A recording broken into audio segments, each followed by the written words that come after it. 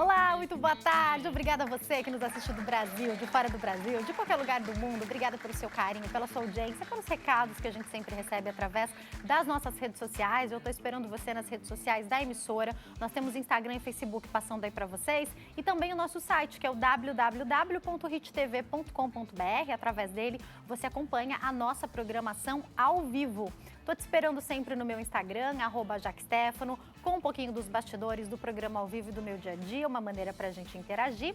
E enquanto o programa acontece, você participa deixando a sua pergunta ou seu comentário para nós através do WhatsApp no 11 3337 5886. 11 3337 5886. Hoje nós temos 2 temas no nosso programa. No segundo bloco a gente vai falar sobre autocobrança e medo do fracasso, mas nesse bloco a gente vai compreender sobre transtorno explosivo intermitente. Quem fala com a gente sobre o tema é a doutora Jéssica Martani, que é médica psiquiatra. Tudo bem, doutora? Olá, Jaque. Prazer te receber aqui, viu? Prazer imenso. Obrigada, viu, pelo convite. Doutora, vamos começar entendendo o que é esse transtorno? Conta pra gente. Vamos lá. O que é o transtorno explosivo intermitente? Quem que nunca saiu, se exaltou, quem que nunca ficou nervoso, mas quando que a gente começa a pensar que isso é um transtorno? Então, pela literatura, a gente tem, como é que funciona? É um transtorno no qual a pessoa ela tem crises de raiva que são desproporcionais ao gatilho. Nessas crises, isso tem a descrição como xingamentos, violência física a outras pessoas ou a animais ou a propriedade. Quando isso acontece, já que 2 vezes por semana, por 3 meses, a gente pode configurar isso pela descrição da literatura. E quando a gente observa que essas agressões são muito fortes a ponto de causar danos, aí 3 no ano já contempla a definição do transtorno explosivo intermitente. Perfeito. Vamos entender, então, o que pode ser casual para a gente entrar na questão de quando a pessoa já caracterizou o transtorno, então, com essa frequência que a doutora explicou para nós. Doutora, você me faz pensar de pessoas que já me falaram assim, quando aconteceu o X eu não vi mais nada, a hora que eu vi já estava em cima do fulano, ou já tinha brigado, já tinha acontecido. Tem muitas pessoas que falam que isso acontece, inclusive a gente tem algo que a gente fala assim, mas fulano tem a personalidade mais forte mesmo, ele é assim. Então, tem aquilo que é da personalidade, mas tem aquilo que extrapola, é isso, doutora? Tem aquilo que extrapola e a gente precisa observar, porque assim, a gente só pode definir que é um transtorno explosivo intermitente quando a gente analisa todo o contexto dessa pessoa. Porque se a gente está no momento de um estresse muito grande, um burnout ou outras doenças da nossa psique, como depressão, ansiedade, transtorno afetivo bipolar, transtorno de personalidade, também pode acontecer de ter essas crises de fúria como característica. E a gente fala muito já aqui dos transtornos de impulso também. Então, transtorno de déficit de atenção e hiperatividade é um deles, na qual as pessoas não conseguem controlar o impulso. Então, eu acho que o mais importante é a gente observar isso, que por trás de um momento de fúria pode sim esconder algum diagnóstico mais importante. Então, essa pessoa a gente precisa observar. Por mais que tenha sido, não contemple toda a descrição, mas um único, nossa, eu me exaltei demais, eu fiquei arrependido, eu me senti culpado, o que está acontecendo? Vale a pena a gente olhar para essa pessoa e observar o meio ambiente dela. Será que ela está dormindo? Será que ela está se divertindo? Será que ela está tendo tempo para descansar? Porque a gente sabe, já que no mundo de hoje, com tantas pressões, tem hora que o copo fica tão cheio que a pessoa extrapola. A senhora falou uma coisa, doutora, que eu queria até citar mais, que é a questão daquilo que é desproporcional, que a gente, infelizmente, já viu N vezes. A pessoa te fechou no trânsito, aí se o outro tem uma arma, ele sai com a arma para fora. Isso é absolutamente desproporcional. Ele te fechou no trânsito, você pode ficar bravo. Às vezes, eu digo que quando eu xingo alguém, eu chamo de bobo, Às vezes você fala, mas é um bobo. Tem gente que fala outra coisa, tudo bem. Ficou uma coisa ruim ali na hora, mas é completamente desproporcional alguém te fechar no trânsito, você pegar uma arma para essa pessoa. Essa desproporcionalidade também pode caracterizar o transtorno? Sim, muito, muito. Inclusive, Jaque, interessante isso que você falou. Uma das maiores causas de perda de réu primário é em briga de trânsito, por besteira. ou pessoas que ficam, né, que sofrem grandes lesões, é por causa de briga de trânsito. Então, desproporcional, a gente tem que pensar o que é desproporcional ao evento. Então, às vezes, poxa, a pessoa foi te dar um conselho, essa pessoa nem estava falando mal de você, aí já xingamento. Ou então, pessoas que quebram, né, quebram os objetos da casa, chuta a parede. E aí a gente precisa observar isso. Então, danos à propriedade também, violências extremas, tanto a violência verbal quanto a violência física. Doutora, eu achei curioso. Recentemente, uma moça me contou de uma situação que aconteceu e ela falou assim, na época, que já faz alguns anos que isso aconteceu, eu fiquei muito nervosa, aí eu taquei fogo na casa. Eu falei, você fez o quê? Taquei fogo na casa. Aí ela contou, tudo bem, foi pra delegacia, teve todo lá, né? Foi o que aconteceu na época. Sim. E eu falei, gente, eu nunca vi isso. E aí, esses dias eu tô conversando com uma outra pessoa, tô ali no salão fazendo minha unha, e uma outra pessoa falou, minha mãe teve um ataque, botou fogo na casa. Eu falei, mais uma que botou fogo na casa. E daí, de novo, a desproporção. Então, brigou com o marido, ficou muito nervosa, botou fogo na casa. É uma pessoa que precisa de tratamento, provavelmente, né, doutora? Sim, a gente precisa observar tudo isso, o que está acontecendo. E, assim, uma coisa importante é a gente olhar também a base cultural. Muitas vezes, por exemplo, o transtorno de explosivo intermitente, ele já começa na infância. Mas, geralmente, a gente tem que observar como é que é a vida dessa criança. Será que os pais também não são agressivos também? Então, a gente tem algumas coisas que ajudam a ter o transtorno. Então, é justamente na primeira infância, até os 6 anos de idade. Eu costumo falar, gente, é muito importante proteger as nossas crianças. Então, crianças já que foram expostas a grandes traumas, a grandes estresses, a violência. A primeira infância, que até os 6 anos de idade, mais ou menos, ela é muito importante para a formação da nossa personalidade. Então, a gente tendo um amparo, a gente consegue ter maiores ferramentas para lidar com a vida. Então, tudo isso a gente tem que observar esse contexto também cultural dessa pessoa, né? Então, por isso que eles falam, nossa, parece que você sempre foi assim desde sempre. Então, observar o que aconteceu na vida dessa pessoa. Porque tudo isso pode, sim, ajudar a proporcionar uma pessoa que cresce na vida adulta sem ferramentas para lidar com as angústias, com as frustrações. Doutora, e o quanto é importante, eu digo porque eu tenho um filho de 6 anos, quando algumas coisas vão acontecer pela primeira vez na vida dessa criança, como elas nos percebem é importante. Vou dar o exemplo do luto, então. Eu lembro que quando a minha avó faleceu, a minha avó que faleceu por último, agora a minha avó Ione, que era extremamente ligada a nós, para mim foi muito difícil. O meu marido o tempo inteiro falava, presta atenção em como você vai lidar na frente dele, porque é o primeiro contato que ele está tendo também com o luto. Então, ele tá vendo como a gente vai reagir. De fato, isso é importante, doutora? É muito importante. Nós somos seres imitativos. Então, eu costumo dizer, os pais também ensinam o que é felicidade, o que é tristeza. Por isso que é importante, filho, parabéns. Ou então, festinha de aniversário, vamos comemorar sim. Isso tudo é muito importante para a criança já ir também entendendo tudo isso. Então, A gente tem que prestar atenção no que a gente está passando para eles, sim, Precisa. E nessa idade, eles são uma esponjinha. Eles aprendem tudo. É sensacional. São muito inteligentes, então a gente tem que realmente cuidar deles, né? Justamente para que essa criança cresça com uma personalidade bem formada, para não ter os transtornos de personalidade. E aí eu queria entender, doutora, quando a gente fala de transtornos como esse que a gente trata hoje aqui, o transtorno explosivo intermitente, tem uma questão genética? A gente pode falar então que também tem uma questão do ambiente? Explica um pouco mais para nós. Todas as doenças da nossa psique, elas têm uma base genética. Então, o que acontece? A gente tem um gene e esse gene, ele fica meio que desligado, vamos dizer assim.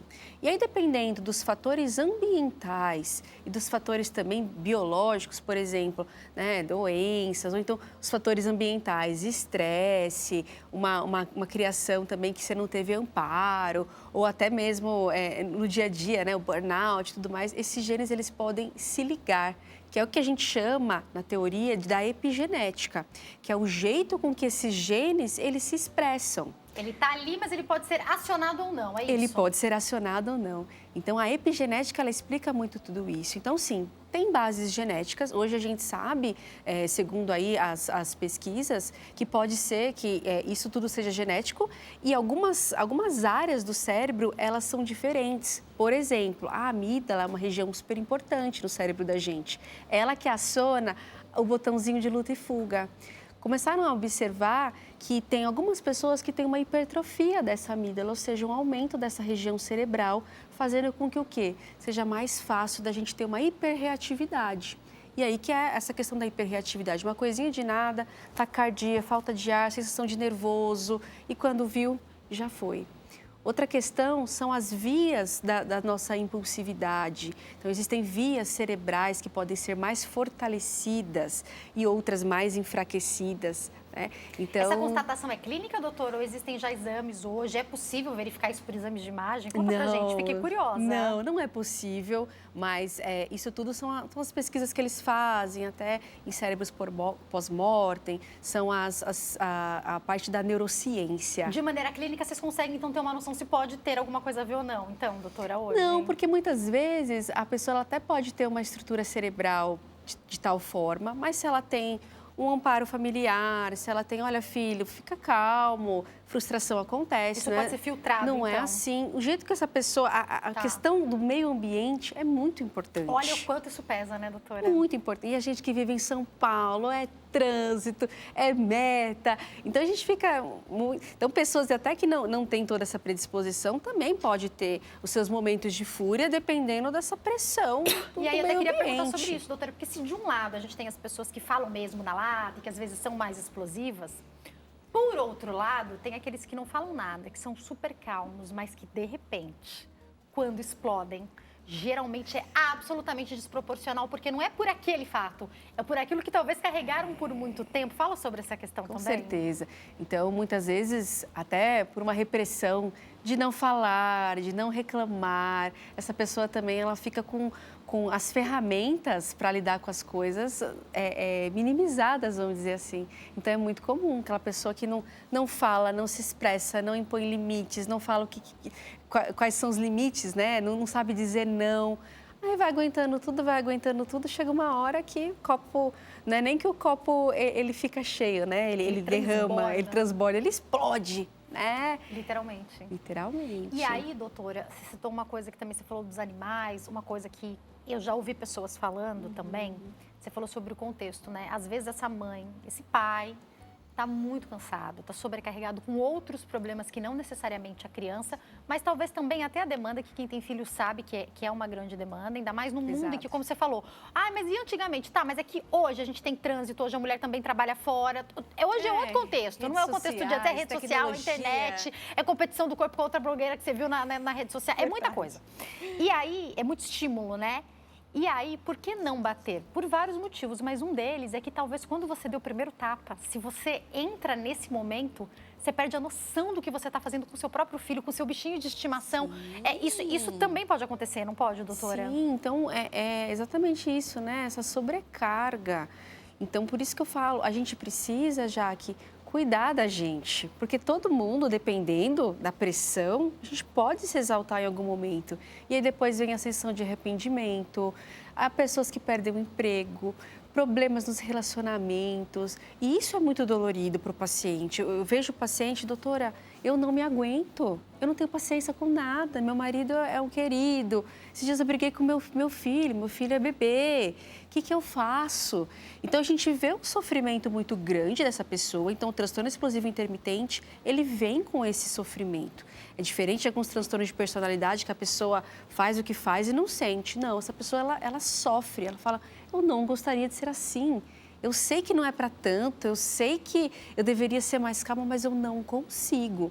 E aí, já que a gente tem que entrar com todos os diagnósticos diferenciais, então, igual eu falei, transtorno bipolar, TDAH, ansiedade, depressão, burnout, transtorno de personalidade borderline, e a gente tem que observar se não tem algo a mais por trás dessas explosões de nervoso e cuidar dessa pessoa. Esse transtorno, então, pode cruzar com alguma outra patologia? Muito, porque ele acaba sendo um sintoma de muitas patologias da nossa psique. Doutora, pode existir gatilhos para ele, para esse transtorno? Então, os gatilhos são exatamente essa questão do meio ambiente. Tá. Um meio ambiente sem qualidade, um meio ambiente adoecido, no qual essa pessoa ela não tem tempo para ela não sabe impor limites, uma família que às vezes não está desestruturada, uma vida no trabalho difícil, muita frustração, tristeza. É mais fácil da gente sair da linha. E a senhora falou uma coisa que me chamou a atenção, que é que diferente de outros transtornos que a gente já falou aqui no programa em outras situações, essa pessoa especificamente com esse transtorno, ela vai sentir o arrependimento, depois ela vai ver que não era para tanto, e daí deve levantar ali um segundo momento que é o de sofrimento para essa pessoa, né? Sofre muito. Muito, muito. O sofrimento dessa pessoa é muito porque ela acaba tendo muitos prejuízos na vida dela. Então, olha, eu não consigo me relacionar, já estou no quarto divórcio, ninguém me aguenta, eu brigo muito com minha família está afastada. Então, é um grande sofrimento. E essa pessoa, ela também sente sintomas físicos do nervoso. Quais são, doutora? Então, contração muscular, dor de cabeça, sensação de angústia, sensação de taquicardia, sensação de tremores. Tudo isso, a pessoa fala, meu, eu não aguento mais. Aí começa a ficar insone, aí começa a ter alteração de foco, de atenção, começa a performar menos, porque às vezes você está tão nervosa que você não consegue prestar atenção nas suas coisas ou fazer as suas atividades. Ou seja, uma coisinha de nada detonou o seu dia. Olha como uma coisa vai puxando a outra, né? Aí não dorme bem, aí não rende bem, aí não concentra, aí fica mais nervoso. É uma série de situações. E aí eu quero entender, doutora, eu quero saber sobre tratamentos, mas antes eu quero entender como a pessoa costuma chegar, porque a pessoa obviamente não sabe que tem esse transtorno. Não sabe. Mas ela chega por quê? Porque justamente já perdeu o casamento, já perdeu o emprego, tá dando coisa errada. Quando que a pessoa costuma procurar, doutora? Olha, é interessante isso, porque às vezes não é a principal queixa. Às vezes a pessoa vem porque ela está muito ansiosa, a ansiedade também pode fazer a gente ficar mais hiperreativo e ficar mais nervoso com as situações. Então ela vem com essas questões, doutor, meu pensamento está muito carregado, ou então estou com alteração de foco, de atenção, ou então estou muito impulsiva, estou comprando demais, estou me expondo a riscos. E aí depois a gente vai percebendo que essa pessoa ela tem muita intolerância à frustração. E aí então algumas pessoas elas chegam nesse quadro e outras já chegam, doutor, eu acho que eu tenho alguma coisa, porque eu sou muito nervosa, eu sou muito nervoso.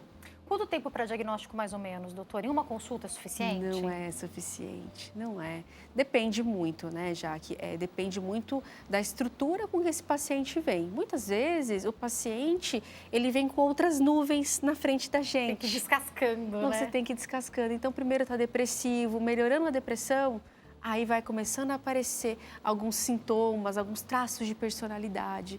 Às vezes é ansiedade, a pessoa vem com tanta crise que a gente primeiro tem que fazer o quê? Tirar a pessoa dessas crises. Então, muitas vezes é ao longo do tratamento que a gente percebe que essa pessoa tem maior impulsividade aí para situações. Doutora, é importante fazer alguns exames? Questões hormonais podem estar relacionadas a isso também? Muito.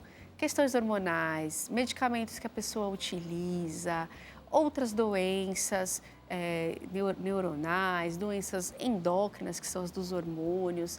Então, muitas vezes, uso excessivo de testosterona ou de algum estimulante. Tá treinando, começou a tomar alguma coisa diferente, que nem consultou um médico para tomar, que a gente sabe que infelizmente acontece, né? Sim. Pode estar mudando o humor e a pessoa nem sabe que é por isso, né? Pode mudar o humor, pode deixar mais nervoso. Ou então uso de psicoestimulantes para pessoas que não têm, por exemplo, eu não tenho TDAH, mas eu quero tomar aquele remedinho porque eu acho que eu vou performar mais. São psicoestimulantes que um dos efeitos colaterais é aumentar muito a ansiedade e a irritabilidade.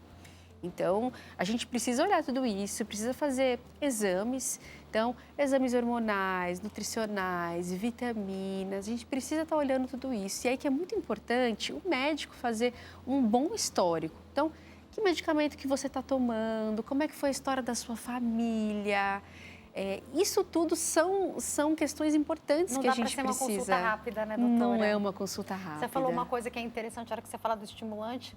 Boa parte das pessoas, antigamente eu diria que é mais das mulheres, talvez ainda seja, sempre que emagrecer 1, 2 quilinhos, aí pega um remédio da amiga, o remédio que sobrou. Nossa, e aí eu fico me perguntando, quanto isso pode, e muitas vezes sem uma orientação médica, né? Às vezes nem teria para quanto a pessoa pesa, que na verdade que ela devia comer adequadamente. E eu acho que isso acontece com boa parte de nós. Tem uma pressão, aí você toma um remédio, mas é bom para concentração e não sei o quê. A hora que você vai ver aquele remédio, na verdade, está te fazendo mal. Não é porque ele está te tirando apetite que ele está te fazendo bem, né? Hoje o que eu observo é isso. Em busca da alta performance, as pessoas, elas tomam o que for.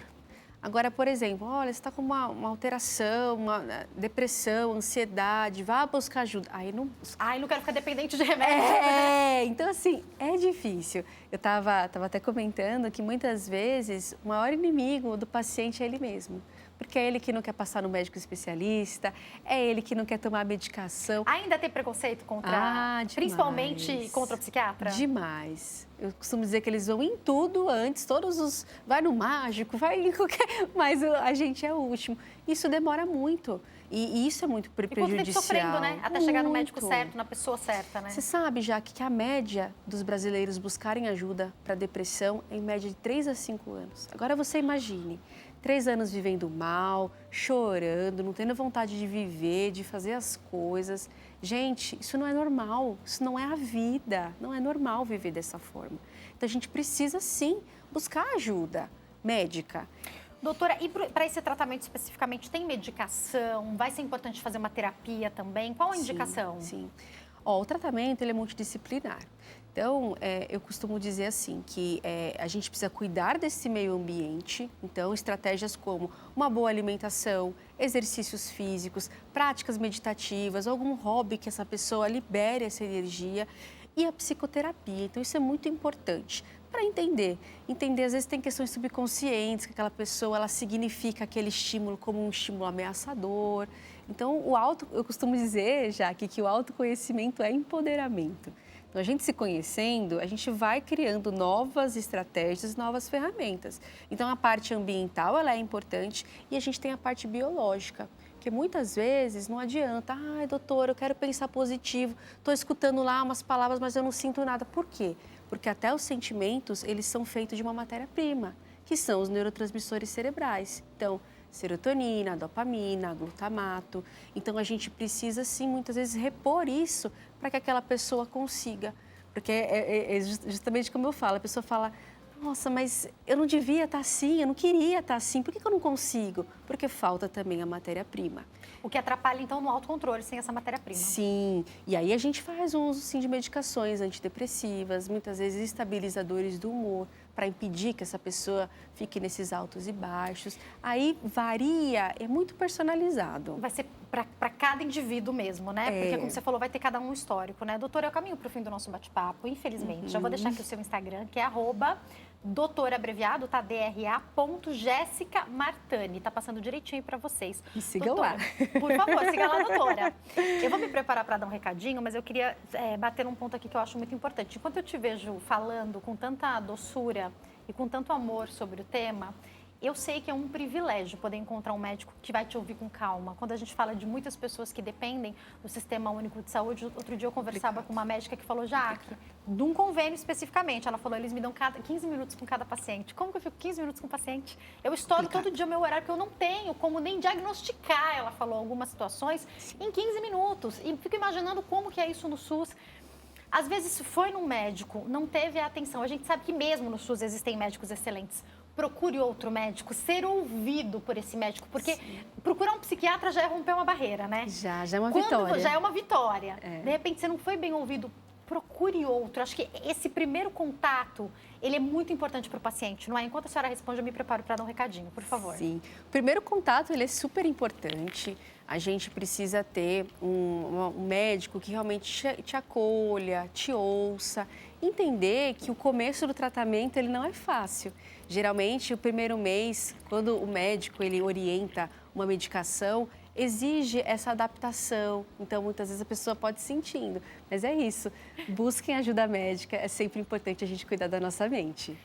Eu vou pro break, daqui a pouquinho eu tô de volta, não saia daí.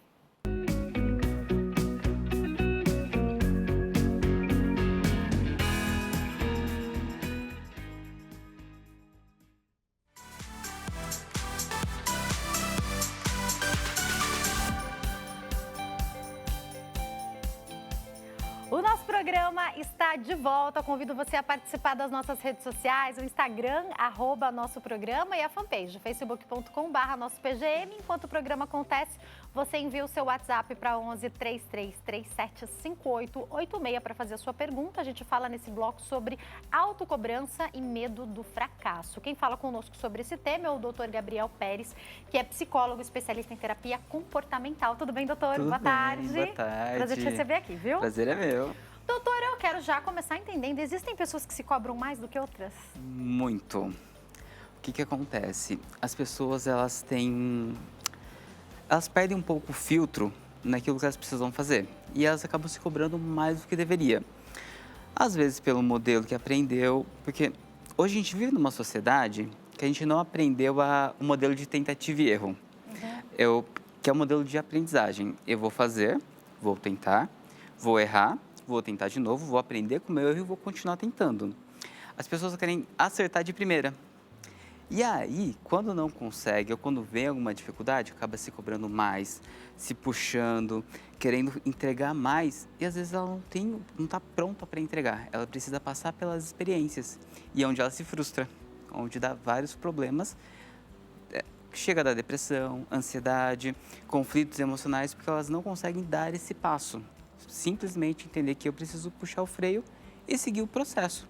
Às vezes nós precisamos caminhar pelo processo. E entender, doutor, que errar faz parte, Faz né? parte. Quando a gente vê grandes empresas, grandes empresários, geralmente quebraram várias vezes até ter a empresa de grande sucesso, renomada, que as pessoas conhecem. Então, a história por trás disso, que muitas vezes é de vários fracassos, não é conhecida, né? Não. A gente tende a comparar o palco do outro com os nossos bastidores. E não é assim, todo mundo erra. Como você falou, a maioria dos grandes empresários fracassaram, quebraram. Só que eles aprenderam com os erros e foram se desenvolvendo. E ainda cometem erros hoje. Só que hoje eles têm suporte para poder passar por cima desses erros com mais tranquilidade. E assim é com todo mundo. Para qualquer coisa, ninguém sabe fazer da primeira vez que vai fazer. Todo mundo erra. E se a gente aprender a nos respeitar, respeitar o nosso tempo, o nosso aprendizado, a gente flui com mais tranquilidade. Às vezes demora um pouco mais de tempo. E tá tudo bem, cada um tem seu tempo. Eu lembro de uma situação na faculdade, prova de psicanálise. Aquela prova difícil. Eu tirei 7 na prova. Todo feliz porque eu passei. Nossa, tirei 7. Uma amiga minha chorando porque tirou 8. Então, porque ela se cobrou muito. Ela esperava mais. E faz parte da vida. E aí, doutora, eu queria entender em que momento entra o perigo dessa autocobrança, porque eu digo que é muito sobre como a gente leva a vida, né, doutor? Então, para alguns, tirar 7 foi uau, a prova era muito difícil, eu me superei, eu consegui tirar 7, resultado do meu esforço. O outro olha e fala, só 7, eu queria ter tirado 10. E aí, eu acho que é muito sobre também o ponto de vista, mas eu queria entender qual que é o perigo dessa pessoa que sempre está achando que o que ela faz não é suficiente. Pode se tornar uma patologia? Pode ter um problema aí, doutor? Sim, pode se tornar uma patologia. Principalmente disparar depressão e ansiedade, que são os principais. O problema e eu diria que a solução começa na autoavaliação. Porque você se preparou? Você treinou? Você dedicou o tempo que você deveria ter dedicado para isso? Legal. Você dormiu? Porque a maioria das pessoas não sabem, mas, por exemplo, numa prova, eu estudei. As pessoas tendem a estudar antes da prova. Mas quando você estuda antes da prova, você não aprende. Você aprende quando você dorme. Que é quando você dorme que o cérebro organiza as memórias e transforma informações em memórias de longo prazo. E aí você aprende. Você dormiu, você se alimentou, você se preparou? Legal, vai com tudo. O resultado não importa. O que importa é o que você fez no processo. Quando você foca demais no resultado e você sofre com o resultado, aí é um problema. Então a gente tem que aprender a olhar mais pro processo. Porque às vezes você se preparou, fez tudo certinho. No dia, você comeu um doce que te deixou ruim, que te deixou mal, te deu uma dor de cabeça e você não performou na hora. E tá tudo bem. Você sabe o conteúdo, você sabe fazer. Só que na hora não foi. Então a gente tem que ter essa autopercepção para entender se estava tudo bem, se estamos preparados e se realmente aquele resultado condiz com o que a gente fez. E aí você está falando de uma coisa que é interessante, doutor, que é o quanto a gente se cobra. Aí eu estou falando como mãe, como amiga, como esposa, como filha, como profissional. De entender que numa vida não tem como a gente dar 100% todo dia. Não tem como tudo dar certo todos os dias. Então não tem como você ser excelente. E eu digo que nasce uma mãe, nasce uma culpa. Você já deve ter ouvido isso diversas vezes, né? A gente quer ser 1000%, sendo que só dá para ser 100%. A gente quer ser 1000. E naquele dia que ficou um pouco a menos, naquele dia que você tá um pouco mais cansada, que você não conseguiu entregar, é um dia que geralmente você se cobra demais. Entender que não dá para fazer absolutamente tudo, não é, doutor? E você sofre com isso, né? E, de fato, esse autoconhecimento, não dá para fazer tudo. E entender que se eu vou dedicar mais, por exemplo, no trabalho, eu vou deixar alguma coisa de lado. Se eu estou focando, por exemplo, em performar no meu trabalho, a louça vai ficar lá para lavar e tá tudo bem. Se eu estou focando em cuidar do meu filho, meu trabalho às vezes vai ficar em segundo plano e tá tudo bem. Porque nós temos um foco de atenção. O nosso corpo, ele representa muito a nossa vida. Nós temos a visão focada e a visão periférica. Eu sei tudo o que está acontecendo aqui à minha volta, mas eu estou focado. E a gente precisa ter essa percepção. Se eu estou focado aqui, embora eu sei o que está acontecendo aqui, eu não estou prestando atenção. Está em segundo plano.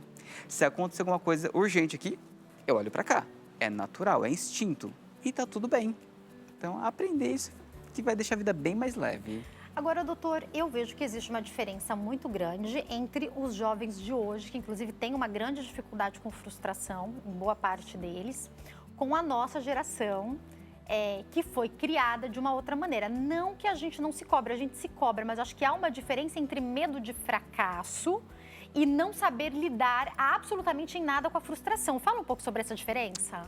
A nossa geração é uma geração que apanhou, que teve que se virar para conquistar alguma coisa, que às vezes não tinha aquele doce, aquele danoninho, aquela coisa a mais que a gente queria ter, e teve que se virar. A gente foi trabalhar cedo, a gente começou a se movimentar logo cedo. E quando a gente vai para a vida cedo, a gente começa a lidar com as frustrações. Porque a vida é frustrante, a vida não é do jeito que eu planejei, que eu sonhei. E a gente começa a lidar com uma frustração, cai, levanta, aprende a lidar e vai lidando aos poucos. A geração hoje, ela não teve esse tato, essa experiência com a frustração. E vem muito da nossa geração, que pensou assim, eu me frustrei. Eu vou colocar meu filho numa redoma de vidro, ele não vai ouvir não, né? Eu não vou deixar o meu filho sofrer aquilo que eu sofri. E essa criança, adolescente, não vai aprendendo essa técnica, essa ferramenta, se desenvolvendo nessa parte. E a qualquer mínima frustração, a pessoa dá pau. Vem para o consultório com depressão, com ansiedade, com crise de pânico, porque de repente ouviu um não. E é esse ponto que a gente precisa treinar os jovens. Porque o mercado de trabalho está aí, eles vão sofrer. Vai fazer uma entrevista, não vai passar. E está tudo bem, é normal. Vai fazer vestibular, não vai passar. E está tudo bem, é normal. Vai fazer uma prova e não vai passar. Se ele não criar essa resistência, ele vai sofrer. Então, essa geração, de fato, ela não sabe lidar com a frustração. E vem muito da proteção dos pais. Então, a gente precisa aprender a ensinar os filhos a sofrer um pouquinho, que também faz parte. Dizer não, né? Dizer não. Que é difícil, inclusive, para os pais, eu acho que da nossa geração, dizer não para os nossos filhos, né? Mas a gente tem que fazer isso pro bem deles, né? Porque o mercado de trabalho, ou mesmo na faculdade, às vezes na escola um pouco menos, mas alguém vai falar não, você pode ter certeza, né? Na escola vai ter muito Eu digo, não. na vida real vai ter muito não, né? Na vida real. Básico, o adolescente vai lá e vai começar a paquerar. Aí chega na pessoa, quer ficar comigo? Não. Pronto, acabou o mundo dele. Então, no dia a dia, ele precisa aprender a ter essa resistência. Isso é comportamento, é aprendizado. Tudo na vida é aprendido. Eu costumo dizer que o emocional, ele é tão treinável como o braço, a perna, como qualquer outra coisa. E quando mais a gente se expõe a situações, mais nós ficamos calejados e aprendemos a lidar com as situações. Então, eu queria que o senhor falasse para nós, doutor, tem método para lidar com o medo do fracasso? Primeira coisa que a gente tem que entender, o medo ele é saudável e natural. Só que nós temos o medo saudável e o patológico. O saudável vai fazer a gente criar mais ferramentas para evitar o problema. Por exemplo, eu ando de moto e eu tenho medo de cair de moto. Então, o que eu faço? Eu redobro minha atenção, eu ando bonitinho, eu não ando que nem louco nos corredores. Agora, se o medo me impede de fazer algo que eu queria fazer, é um medo patológico. Ponto. Esse medo está me impedindo ou está me dando ferramenta? Legal. Já tenho essa informação. E aí eu parto para o tentativa e erro. Tudo na vida é tentativa e erro. Eu vou pegar informações com quem é mais experiente que eu em qualquer coisa. Vou abrir um negócio. Eu não vou pedir conselho para o meu pai que foi metalúrgico a vida inteira. Eu vou procurar algum amigo, algum conhecido que tem negócio para ele me dar informação. E vou vendo onde que eu posso errar, onde que eu posso acertar e vou tentando em escalas menores e assim eu vou crescendo. E assim nós vamos desenvolvendo a nossa resistência à frustração, aprendendo a lidar com medo do fracasso e aprendendo a lidar com o que as outras pessoas vão dizer. Porque o medo do fracasso também vem do o que a minha mãe vai falar de mim, o que minha namorada, minha esposa, o que meu filho vai falar se ele descobrir que eu fracassei. O que vão pensar de mim, O que vão pensar de mim. E, na verdade, as pessoas não estão nem aí. As pessoas não estão preocupadas com isso. Às vezes vai te zoar, e faz parte. Às vezes vai te apontar alguma coisa, e faz parte. E aí vale a pena a gente prestar atenção em quem está apontando e quem está falando algo. Porque é fácil criticar, o difícil é fazer. É o que eu costumo falar no consultório. Não aceite críticas construtivas de quem nunca construiu nada. Então, presta atenção em quem está te apontando e apontando o seu erro. E aí, doutor, eu acho que a gente passa por algo que talvez a maturidade nos ajude a entender, que é dar valor aos conselhos certos. Porque muitas vezes está ali alguém que te ama. Vou dar um exemplo aqui de quem costuma nos amar, o pai e a mãe, falando não vai por esse caminho, não vai por esse caminho, que você não está ouvindo. Você está ouvindo, às vezes, um amigo, você está ouvindo a crítica de alguém que te fez um comentário na internet, mas você não está ouvindo os conselhos de quem realmente te quer bem. Então, aprender até a frustrar, da onde está vindo essa crítica? Será que isso aqui está sendo me dito para eu recalcular a rota e acertar alguma coisa? Ou será que é só para me fazer mal e me fazer desistir? Porque, infelizmente, a gente vai lidar com pessoas que querem fazer o outro desistir, né, doutor? Exato. E aí vem nessa questão que eu falei, presta atenção em quem está te criticando. Os nossos pais nos amam. E eles vão nos criticar e vão falar, não vai por aí, faz desse jeito, pega a blusa. Eles vão fazer isso. Só que o que você está fazendo? Os seus pais, eles têm a ferramenta para te orientar? Às vezes não tem. É o exemplo que eu dei. Eu vou abrir um negócio. Às vezes não é a área, né? Às vezes não é a área. Mas eu não vou deixar de ouvir. Eu vou ouvir e vou respeitar a opinião dele. A Bíblia fala que o primeiro mandamento com promessa é honrar o pai e mãe para que seus dias se prolonguem na terra. Então eu vou ouvir e vou respeitar a opinião dos meus pais. E vou pedir conselhos de quem é experiente, quem já passou por esse caminho. Na maioria das vezes não é o nosso amigo que está na mesma situação e ele fala assim, não faz porque é legal. Mas às vezes nem ele está fazendo. Então nós temos que ter essa clareza e essa percepção que vem com a idade, mas quanto mais você se dispor a ouvir as pessoas e ouvir as pessoas certas, menos você vai sofrer.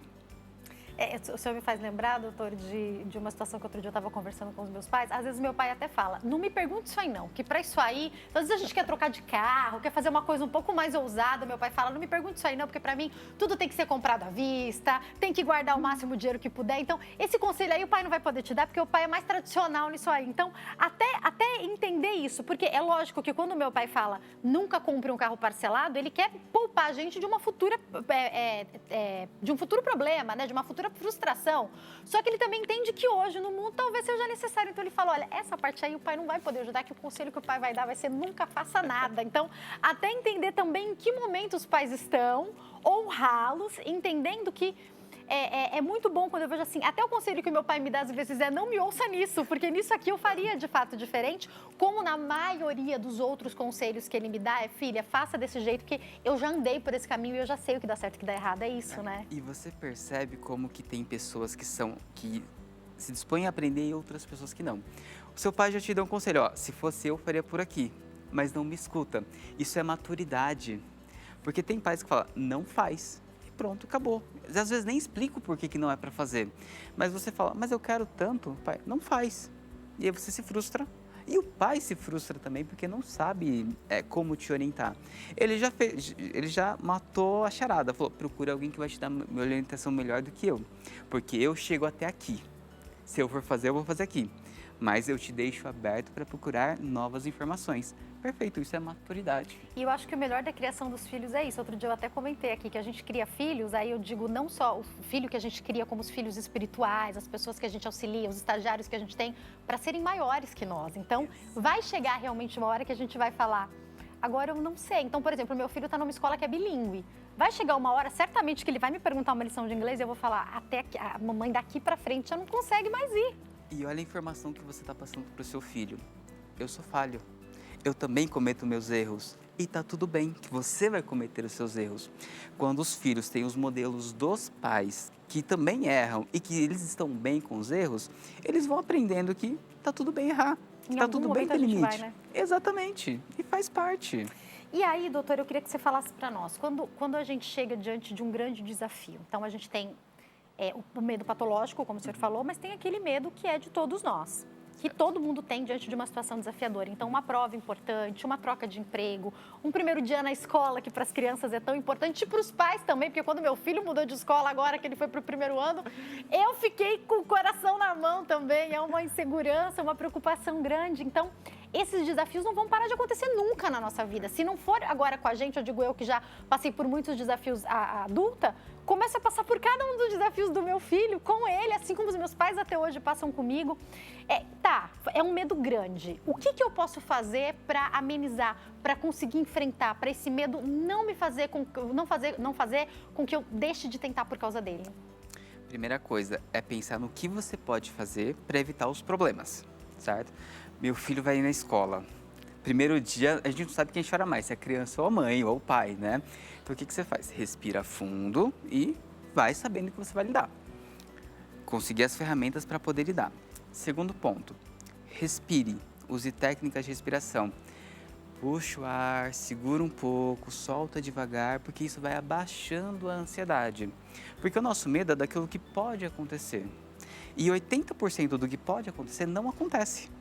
E a nossa ansiedade disparando. Então, respira, se concentra no agora. O que eu posso fazer agora? Eu posso levar meu filho para a escola. Posso dar um conselho? Posso. Se comporta, presta atenção, procura interagir com as pessoas. Legal. Posso fazer mais que isso? Não posso. Então, liga uma música e vai ouvindo música. Vai batendo papo, vai jogando conversa fora. Então, você vai lidando com o que você pode lidar. Tem coisas que você vai tentar se preparar e não vai acontecer. E aí eu quero te fazer uma pergunta, doutor, porque quando a gente faz toda a nossa parte, a gente também lida com aquilo que não é nossa parte, como quando tem uma competição e tá tudo certo, mas o vento não era favorável, e daí tudo que foi treinado não vai acontecer. Por quê? Porque o vento não era favorável. Então, quando a gente pensa em algumas situações da nossa vida em que a gente fez toda a nossa parte, às vezes a gente chega lá e não por culpa nossa, de repente você saiu mais cedo para conseguir fazer a prova, mas quebrou o ônibus e simplesmente não deu para chegar. Não tinha o que fazer, estava um trânsito absurdo na cidade aquele dia. Você fez a sua parte, mas o vento não estava favorável. A gente tem que aprender a lidar com essas situações também, né, doutor? Primeira coisa, se der vontade, chora. Aceita o emocional, aceita que aquilo não foi legal, se permita viver esse momento. Depois que descarregou tudo, e chorar é a melhor forma para você aliviar o estresse, porque você abaixa a adrenalina. Então chorar é importante. Chorar é muito importante. Uma vez eu fui assaltado num parque, lá em Santo André, onde eu moro, né? Eu fiquei muito pilhado, eu não conseguia ter reação nenhuma. E eu usei todas as técnicas que eu tinha para acalmar, e eu já era formado, estava clinicando, eu não conseguia acalmar. Aí veio o gatilho, você precisa chorar. Aí eu chorei. Fiquei uns 15 minutos chorando. Acabou, recuperei. Às vezes a gente precisa desse alívio para poder ficar bem. E pensar na rota. Porque, como você falou, às vezes não depende só da gente. O que depende da gente é cerca de 5, 10%. O resto é o ambiente, é o momento, é a circunstância, é as pessoas. Doutor, eu tenho 2 minutinhos para encerrar. Eu gostaria que o senhor falasse para nós. Tem alguns sinais que o senhor diria, olha, se você está assim, diante de uma situação que você precisa enfrentar, é importante procurar ajuda? Se você não consegue pensar em soluções, estou diante de um problema, não estou conseguindo pensar na solução, procura uma ajuda.